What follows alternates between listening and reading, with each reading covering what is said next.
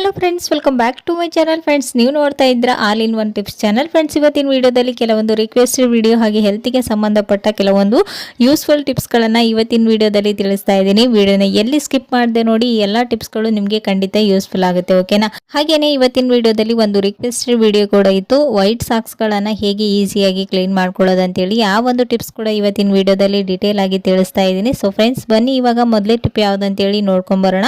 So ಇಲ್ಲಿ ನೋಡ್ತಾ ಇರ್ಬೋದು, ಈ ರೀತಿ ಸ್ಪೆಟ್ಸ್ಗಳನ್ನು ನಾವು ಡೈಲಿ ಹಾಕೊಳ್ತೀವಿ. ಒಬ್ಬೊಬ್ಬರಿಗೆ ನಂಬರ್ ಬಂದ್ಬಿಟ್ಟಿರುತ್ತೆ, ಅಂದರೆ ಹತ್ರ ಇದ್ದದ್ದು ಕಾಣಿಸಲ್ಲ, ದೂರ ಇದ್ದದ್ದು ಕಾಣಿಸಲ್ಲ. ಈ ರೀತಿ ಇದ್ದಾಗ ಅವರು ಡೈಲಿ ಸ್ಪೆಟ್ಸ್ಗಳನ್ನು ವೇರ್ ಮಾಡಲೇಬೇಕಾಗುತ್ತೆ. ಸೊ ಆವಾಗ ಈ ರೀತಿ ಕಣ್ಣ ಹತ್ರ ರಬ್ಬರ್ ಇರುತ್ತಲ್ವ, ಅದು ಡೈಲಿ ಹಾಕೊಳ್ಳೋದ್ರಿಂದ ಅಲ್ಲಿ ಅಲರ್ಜಿ ಸ್ಟಾರ್ಟ್ ಆಗಿ ತುರಿಕೆ ಸ್ಟಾರ್ಟ್ ಆಗ್ತಾ ಇರುತ್ತೆ. ಸೊ ಆವಾಗ ನೀವೇನು ಮಾಡಬೇಕಂದ್ರೆ, ಆ ಒಂದು ರಬ್ಬರ್ ಇರುವಂಥ ಪ್ಲೇಸಲ್ಲಿ ಮನೆಯಲ್ಲಿರ್ತಕ್ಕಂಥ ಒಂದು ಸ್ವಲ್ಪ ಕೂಲಿಂಗ್ ಪೌಡರ್ನ ಅಪ್ಲೈ ಮಾಡಬೇಕು. ಈ ರೀತಿ ಅಪ್ಲೈ ಮಾಡಿ ನೀವು ಈ ಒಂದು ಸ್ಪೆಟ್ಸನ್ನು ಹಾಕೊಳ್ಳೋದ್ರಿಂದ ನಿಮಗೆ ಯಾವುದೇ ರೀತಿ ಅಲ್ಲಿ ರ್ಯಾಸಸ್ ಆಗೋದಾಗಿರ್ಬೋದು, ತುರಿಕೆ ಆಗೋದಾಗಿರ್ಬೋದು ಏನೂ ಆಗೋದಿಲ್ಲ. ಸೊ ಈ ಒಂದು ಟಿಪ್ಸ್ ಕೂಡ ಖಂಡಿತ ಯೂಸ್ಫುಲ್ ಆಗುತ್ತೆ, ಟ್ರೈ ಮಾಡಿ ನೋಡಿ. ಓಕೆನಾ?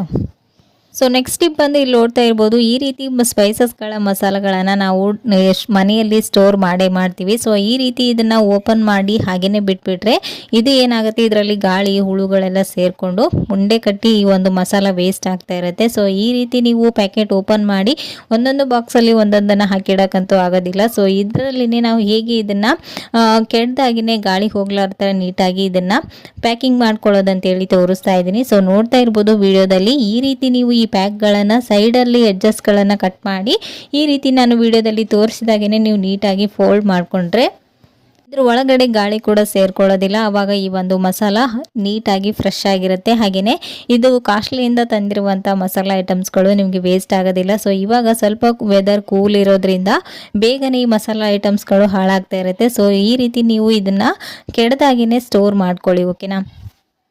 ನಾವು ಡೈಲಿ ಟೀ ಕಾಫಿ ಕುಡಿಯೋದು ಅಭ್ಯಾಸ ಇದೆ ಮೊದಲಿಂದನೂ. ಸೊ ವರ್ಕಿಂಗ್ ವುಮೆನ್ಸ್ ಆಗಿರ್ಬೋದು, ಸ್ಕೂಲಿಗೆ ಹೋಗೋ ಮಕ್ಕಳು ಮತ್ತು ಹಿರಿಯರಿಗೆ ಸರಿಯಾದ ಟೈಮ್ಗೆ ಸರಿಯಾದ ಫುಡ್ ಸಿಗದೇನೆ ಏನಾಗ್ತಾ ಇರುತ್ತೆ, ಇವತ್ತಿನ ದಿನದಲ್ಲಿ ಅವರಿಗೆ ತುಂಬಾ ಹೆಲ್ತ್ ಪ್ರಾಬ್ಲಮ್ ಬರ್ತಾ ಇದೆ. ಚಿಕ್ಕ ಮಕ್ಕಳಿಗೆ ಆಗ್ಬೋದು, ದೊಡ್ಡವರಿಗೆ ಆಗ್ಬೋದು.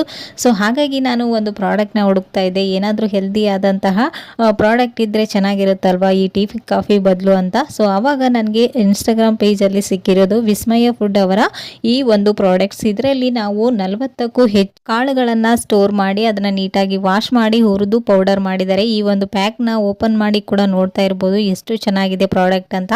ಸೊ ಇದನ್ನ ನಾವು ಓಪನ್ ಮಾಡಿದ ತಕ್ಷಣ ಇದರ ಸ್ಮೆಲ್ ಕೂಡ ಅಷ್ಟೇನೆ ತುಂಬಾನೇ ಚೆನ್ನಾಗಿ ಬರ್ತಾ ಇತ್ತು. ಇದನ್ನ ನೀವು ಡೈಲಿ ಮಾರ್ನಿಂಗ್ ಇಲ್ಲ ಈವ್ನಿಂಗ್ ಕುಡಿಯೋದ್ರಿಂದ ತುಂಬಾನೇ ಹೆಲ್ತ್ ಬೆನಿಫಿಟ್ಸ್ ಇದೆ. 2 ವರ್ಷಕ್ಕಿಂತ ಮೇಲ್ಪಟ್ಟ ಯಾರಾದರೂ ಇದನ್ನ ಕುಡಿಬಹುದು, ತುಂಬಾನೇ ಒಳ್ಳೆಯದು. ನಾವು ಎಲ್ಲ ಕಾಳುಗಳನ್ನ ಹುಡುಕಿ ತಿನ್ನೋದಕ್ಕಂತೂ ಆಗೋದಿಲ್ಲ. ಸೊ ಈ ರೀತಿ ನೀವು ವಿಸ್ಮಯ ಫುಡ್ ಅವರ ಒಂದು ಈ ಪ್ರಾಡಕ್ಟ್ ಅನ್ನ ತಗೊಂಡು ನೀವು ಡೈಲಿ ಕುಡಿತಾ ಬಂದ್ರೆ ನಿಮ್ಮ ಹೆಲ್ತ್ ಕೂಡ ತುಂಬಾನೇ ಚೆನ್ನಾಗುತ್ತೆ. ಡೈಲಿ ಶುಗರ್ ಮಾತ್ರೆಗಳಾಗಿರ್ಬೋದು ಅಥವಾ ಹೆಲ್ತ್ಗೆ ಸಂಬಂಧಪಟ್ಟ ಮಾತ್ರೆಗಳನ್ನ ನೀವು ತಗೊಳ್ತಾ ಇರ್ತೀರಾ. ಸೊ ಅವಾಗ ಡೈಲಿ ಮಾತ್ರೆಗಳನ್ನ ತಗೊಂಡು ಅಲರ್ಜಿ ಮಾಡ್ಕೊಳ್ಳೋದಕ್ಕಿಂತ ಈ ರೀತಿ ಒಂದು ಪ್ರಾಡಕ್ಟ್ ನ ಟ್ರೈ ಮಾಡಿ ನೋಡಿ. ಸೊ ಪ್ಯಾಕಿಂಗ್ ಕೂಡ ನೋಡ್ತಾ ಇರ್ಬೋದು ಎಷ್ಟು ಚೆನ್ನಾಗಿ ಆಗಿದೆ ಅಂತ. ಸೊ ಇದನ್ನ ಯಾವ ರೀತಿ ಮಾಡೋದಂತ ನೋಡಿದ್ರಲ್ವಾ, ಒಂದು ಬೌಲಲ್ಲಿ 2 ಕಪ್ನಷ್ಟು ನೀರನ್ನ ಹಾಕಿ ಅದರಲ್ಲಿ 2 ಟೇಬಲ್ ಸ್ಪೂನ್ ಅಷ್ಟು ಈ ಒಂದು ಮಾಲ್ಟನ ಪೌಡರ್ನ ಮಿಕ್ಸ್ ಮಾಡಿ ಅದನ್ನ 2 ಮಿನಿಟ್ಸ್ ಕುದಿಸ್ಕೊಂಡ್ರೆ ಆಯ್ತು. ಇದರಲ್ಲಿ ನೀವು ಬೆಲ್ಲ ಬೇಕಾದ್ರೂ ಮಿಕ್ಸ್ ಮಾಡ್ಕೊಳ್ಬೋದು, ಇಲ್ಲಾಂದ್ರೆ ಒಂದು ಸ್ವಲ್ಪ ಸಾಲ್ಟನ್ನ ಮಿಕ್ಸ್ ಮಾಡ್ಕೊಂಡು ಕುಡಿತಾ ಇದ್ರೆ ಹಾಗೆ ಕುಡಿತಾನೆ ಇರ್ಬೇಕನ್ಸುತ್ತೆ, ಅಷ್ಟು ಟೇಸ್ಟಿಯಾಗಿರುತ್ತೆ. ಹೆಸರಿಗೆ ತಕ್ಕಾಗೇನೆ ವಿಸ್ಮಯ ಅಂತ ಹೆಸರಿದೆ. ಹಾಗೇನೆ ಪ್ರಾಡಕ್ಟ್ ಕೂಡ ಅಷ್ಟೇನೆ ನಿಮ್ಮ ಹೆಲ್ತ್ ಅಲ್ಲಿ ವಿಸ್ಮಯನೇ ಆಗುತ್ತೆ ಅಂತಾನೆ ಹೇಳ್ಬೋದು. ಸೊ ಈ ಒಂದು ಪ್ರಾಡಕ್ಟ್ ನಿಮ್ಗೂ ಬೇಕಂದ್ರೆ ಸ್ಕ್ರೀನ್ ಮೇಲೆ ಕಾಣುವಂತ ನಂಬರ್ಗೆ ಕಾಂಟ್ಯಾಕ್ಟ್ ಮಾಡಿ ಅಡ್ರೆಸ್ನ ಹೇಳಿದ್ರೆ ನಿಮ್ಮ ಅಡ್ರೆಸ್ಗೆ ಅವರು ಕಳಿಸಿ ಕೊಡ್ತಾರೆ.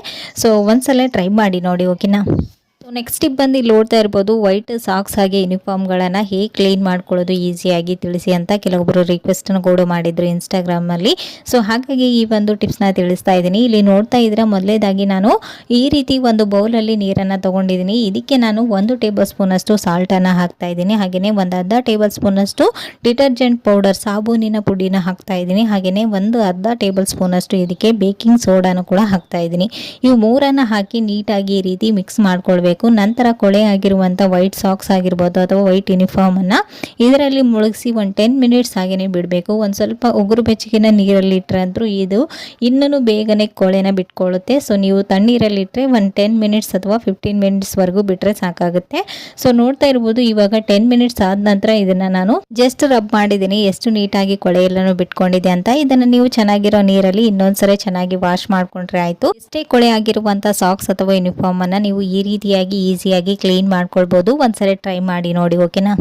ಸೊ ಫ್ರೆಂಡ್ಸ್, ನೋಡಿದ್ರಲ್ವಾ ಇವತ್ತಿನ ಈ ಎಲ್ಲ ಟಿಪ್ಸ್ಗಳು ನಿಮಗೂ ಕೂಡ ಖಂಡಿತ ಯೂಸ್ಫುಲ್ ಆಯ್ತು ಅಂತ ಅನ್ಕೊಂಡಿದ್ದೀನಿ. ಯೂಸ್ಫುಲ್ ಆದರೆ ಪ್ಲೀಸ್ ಒಂದು ಲೈಕ್ ಕೊಡೋದನ್ನು ಮರಿಬೇಡಿ. ಮತ್ತು ನಾಳೆ ಹೊಸ ಟಿಪ್ಸ್ಗಳೊಂದಿಗೆ ಮತ್ತೆ ನಿಮ್ಮನ್ನ ಮೀಟ್ ಮಾಡ್ತೀನಿ ಫ್ರೆಂಡ್ಸ್. ಅಲ್ಲಿವರೆಗೂ ಟೇಕ್ ಕೇರ್, ಬಾಯ್.